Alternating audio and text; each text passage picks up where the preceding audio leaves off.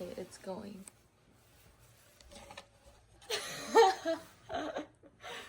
My mom! Okay. Hello, this is my mom, Mariah. Do you want to introduce yourself? Hi, I'm Layla's mom, Mariah. How long have you known me? Since Birth. you were born. Okay, so I'm going to be asking you questions. You read my essay, right? I did. Okay, first question. What do you think is the reason I quit gymnastics? That's a loaded question. It's a good start. I think that there were some external forces that didn't make you want to be in the gym this season, and it kind of made you lose your love and passion for it because of other things that were happening. Okay, what was your first reaction when I told you that I wanted to quit gymnastics? Well, it's not the first time that you talked about quitting gymnastics. So I know that it's a really hard sport on your body and your mind, and you've been doing it for a long time. And I was hopeful that you'd want to do it during the season, but since, we had the conversation about you not wanting to do it at college and not wanting to go back to that college over MEA break, and the fact that you love tennis so much. So what was so different about this time that I told you I wanted to be done versus the other times when I kind of was just throwing it around?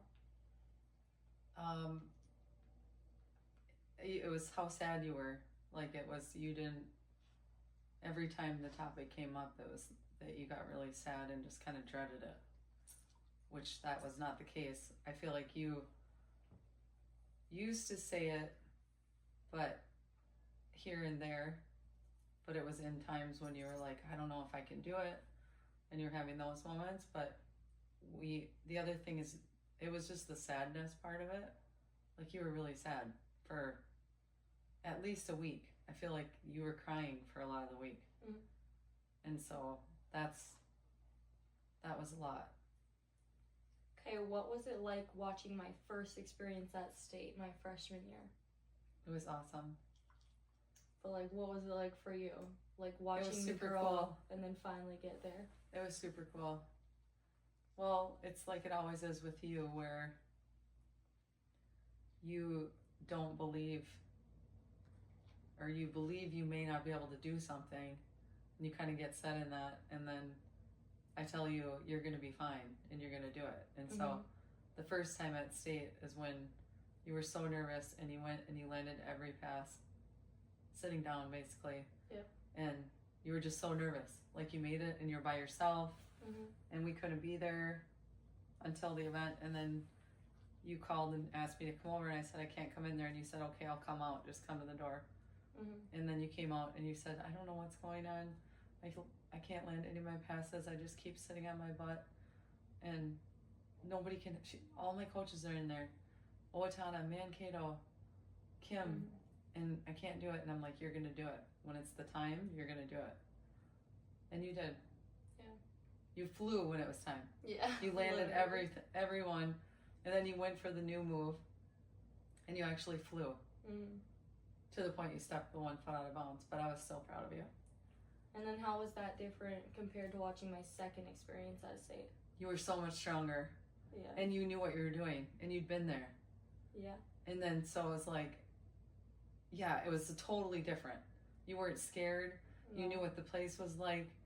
You had someone with me too. Yeah, you had someone with you. You were so confident. My cousin came to watch, and she said, she watched all the gymnasts, and she said, Layla, the biggest difference with Layla is she's performing for everyone, not for herself. She doesn't look like she's thinking about what she's doing, how she's scoring. Like, you were just actually performing and putting on a show. It was you did so well. Like, it was so good. And the second time too was like a whole student section came. Yeah, there was a lot of people there. And everyone's parents. Mm-hmm. It was just a really fun, super fun day, but it was night and day. Mm-hmm. Where we were like, okay, next year all around. Yeah. Like, just keep growing. Okay. How did my decision to quit gymnastics seem to affect me as a person? For the better or for the worse? Well, it's kind of been a journey. You know, at first it was just really different. But you're really disciplined, and so you still continue to work out every day. And then you actually, I think that you were able to enhance a lot of friendships Mm-hmm. and spend a lot more time with your friends. You were able to watch some of your boyfriend's hockey games, which you never were able to do that. It was always like leotard and running from one thing to the next and being there at the end. And you decided to try the play, which is super cool. Mm-hmm. You did some work. You like to work too. Mm-hmm. So I think all that. Okay, following up on that, do you think that I made the right decision to quit gymnastics this year? You made your decision. But do you think that was the right decision? It doesn't matter what I think. It does. It actually doesn't. But what would you think? Layla. So when you decided, you hadn't decided, and you couldn't decide, remember? Mm-hmm. Back and forth. And I said I wouldn't decide for you, and you wanted me to. Yeah, but do you think that you told me if you... It just shows that it's still hard to talk about, even though it's been a while now. How do you think things have been different since I've decided... Oh, sorry. How do you think things would have been different if I decided to stick with gymnastics this year? Like, what do you think it would have looked like for me?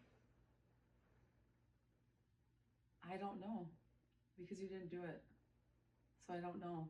Like, that was the risk for you. If you did it, would you want to dig deep? And I don't know how you would feel going every day. I don't know. I mean, do you think the practices would have been different than the meets? Or do you think, like practices would have been better, or meets would have been better, or one would have been worse? Meets would have been better, for sure, because that's just how you are. Yeah, I also talked to Griffin about that, and he said the same. That he thinks practices would have been kind of hard, but meets would have been good. Yeah, that's just who you are. When it comes time to perform, it's gonna happen. Mm-hmm. And the practices can be like, I don't think I can do it, and that's even in warm-ups. Sometimes you're like that. And like, I always know when it's time, you're going to do it. It's just who you are. Right. And no matter if it's... And I wrote that in my essay, that like 90% of the time I do rise to the occasion and I don't fall. Yeah. Like under pressure and things like that. Yeah, and you go further because you've been doing gymnastics for so long that you know how to use that adrenaline to channel. Do you think I did when I was younger?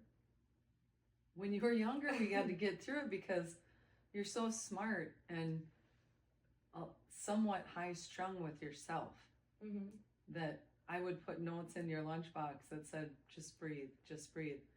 And you're like 6 years old, and I could see you on the beam saying, just breathe. And you'd be like, just breathe. And then do your pass, Yeah, I didn't write this one down, but I just thought of it. Do you think that when I decided to quit, I was more up against like other forces or like other people coming at me, or do you think I was more like fighting against myself?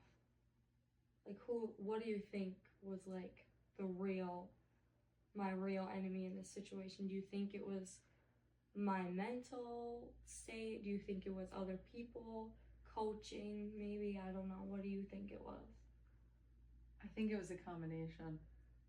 Because when any of those elements aren't hitting, it's in your head, and then it's over.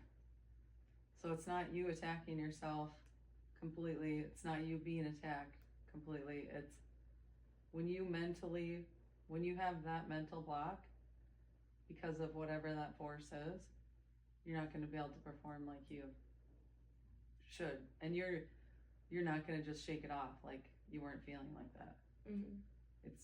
Your head. I've always said that about gymnasts. Like, really good gymnasts are really smart. You have to be able to think it. You have to be able to visualize it. You have to be able to feel it.